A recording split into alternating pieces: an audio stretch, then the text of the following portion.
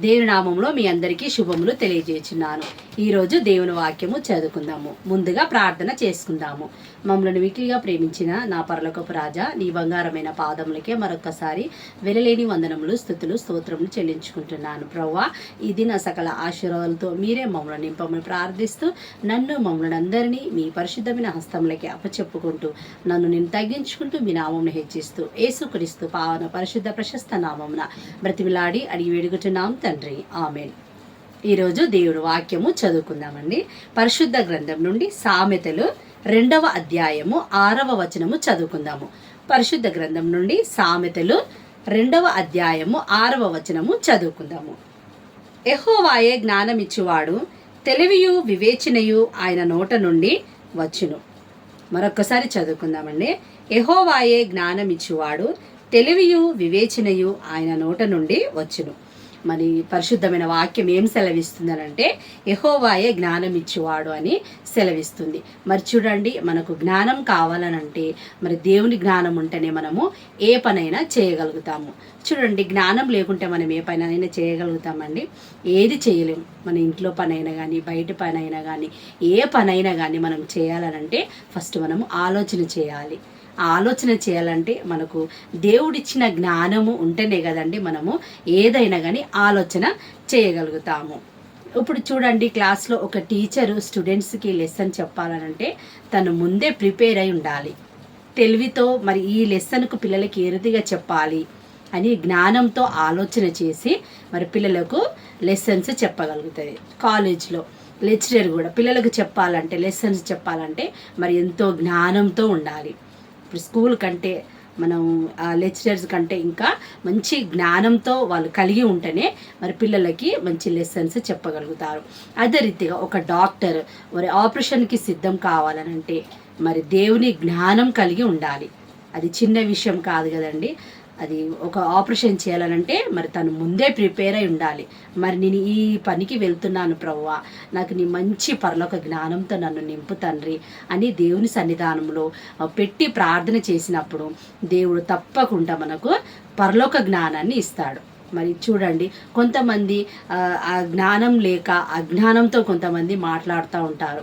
అప్పుడు మనం ఏమంటామంటే నీకు అసలు తెలివి ఉందా, నీ జ్ఞానం ఉందా అనేసి అంటాం కదా. ఒక్కొక్కసారి మనకి ఏంటంటే దేవుని జ్ఞానం లేనప్పుడు ఆ రీతిగా మాట్లాడుతూ ఉంటారు. మరి దేవుని జ్ఞానం మనం కలిగి ఉన్నప్పుడు మరి దేవుని చిత్తానుసారంగా మనం నడిచినట్లయితే దేవుడు తప్పకుండా మనకు జ్ఞానాన్ని ఇస్తాడు. దేవుని పరిశుద్ధమైన వాక్యం ఏం సెలవిస్తుందని అంటే బుద్ధి జ్ఞానములు సర్వ సంపదలు నాలో గుప్తమైనవని మన పరిశుద్ధమైన దేవుడు వాక్యాన్ని సెలవిస్తూ ఉన్నాడు. చూడండి, అదంత గొప్ప మాట కదండి. ఎంత అర్థం ఉంది ఆ మాటలో. బుద్ధి జ్ఞానము సర్వ సంపదలు ఆయనలో గుప్తమై ఉన్నవని మరి పరిశుద్ధమైన వాక్యం సెలవిస్తుంది. మరి సర్వ సంపదలు ఉండాలనంటే మనకు బుద్ధి జ్ఞానం ఉండాలి కదండి. మరి బుద్ధి జ్ఞానం ఉంటేనే మనము ఏదైనా సంపాదించుకోగలుగుతాము. సర్వ సంపదలు అంటే చూడండి, సర్వ సంపదలు అంటే మనకి ఎంత బుద్ధి జ్ఞానమునుంటే మనకు ఆ సర్వ సంపదలు వస్తాయి కదనండి. ఇప్పుడు ఒక ఉద్యోగానికి వెళ్ళినప్పుడు మరి ఆ ఉద్యోగంలో ఇంటర్వ్యూలో ఏమడుగుతాడో ఏమో ప్రభువా, నాకు నీ మంచి జ్ఞానం దయచే ప్రభువా అని మనము ప్రార్థన చేసుకుని వెళ్ళినట్లయితే తప్పకుండా మనం అందులో సక్సెస్ అవుతాము. ఎగ్జామ్ వెళ్ళే ముందు కూడా దేవుని ఎగ్జామ్కి వెళ్తున్నాను, నాకు నీ మంచి జ్ఞానమే తండ్రి అని మనం దేవుని ప్రార్థన చేసి వెళ్ళినట్లయితే అందులో కూడా చక్కగా మనము సక్సెస్ అవుతాము. అదే రీతిగా ఇంకా దేవుడు ఏమంటున్నాడంటే తెలివియు వివేచనయు ఆయన నోట నుండి వచ్చును. తెలివియు వివేచన ఆయన నోటి నుండే వస్తాయి.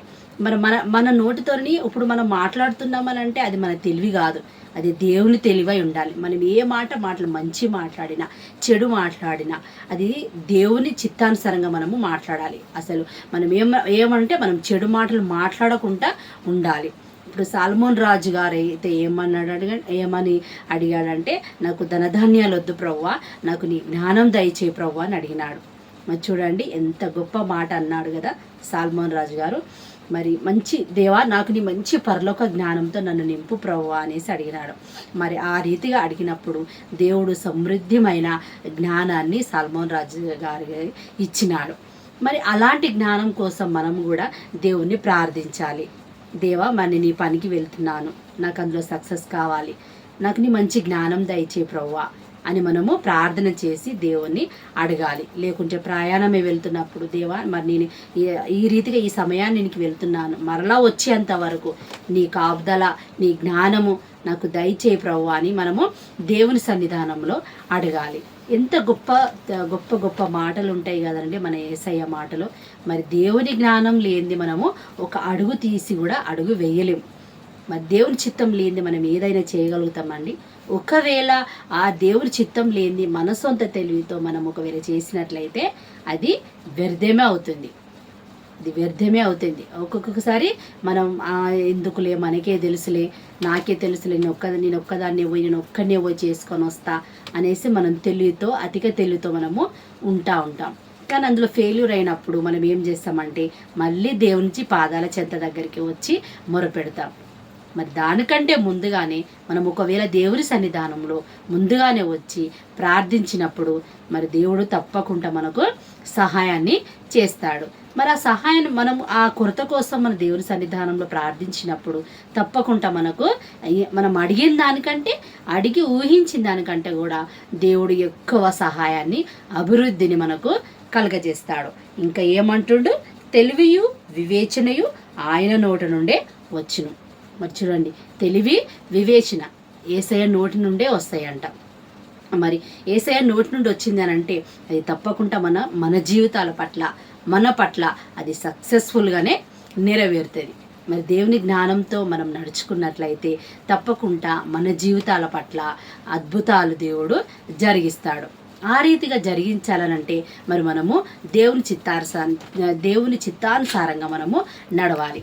ఆయన జ్ఞానంతో మనం నడిచినట్లయితే తప్పకుండా మనకు సక్సెసే కానీ మనకు ఫెయిల్యూర్ అనేది ఉండదు. మరి దేవుని చిత్తం ఏమైందంటే యెహోవాయే జ్ఞానం ఇచ్చేవాడు. మనం అడగాలి దేవుని సన్నిధానంలో మోకరించి కన్నీటితో అడగాలి. దేవా నాకు జ్ఞానం లేదు. కొంతమంది జ్ఞానం లేదని అడుగుతాం. దేవా నాకు ఇంకా మంచి జ్ఞానం దయచే ప్రభువా అనేసి అడుగుతాం.